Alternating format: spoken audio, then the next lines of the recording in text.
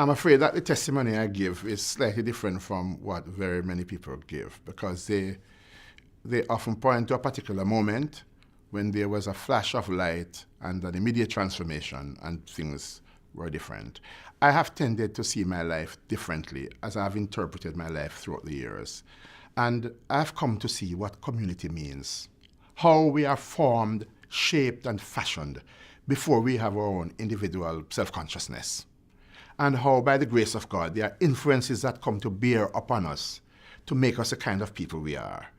Of course, that moment comes when it crystallizes, when you come into that personal encounter with Jesus Christ and you realize it's not simply about hearing, loving, enjoying this gospel, this church, but you also have responsibility. And in my own life, I recall the night when, as a teenager, I made a personal profession of faith. I decided to take to myself the faith of the community in which I belonged. And as I understood myself at that time, I saw what was happening to me as simply pure grace, the unmerited favor of God pouring out upon my life.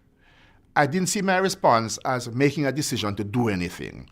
I saw my response as making a decision to claim something that was being given to me by God. Pure grace.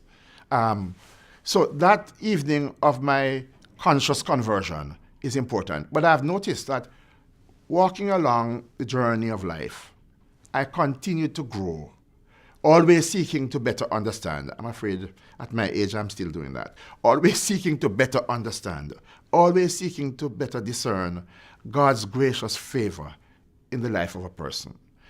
You know, God is really wonderful.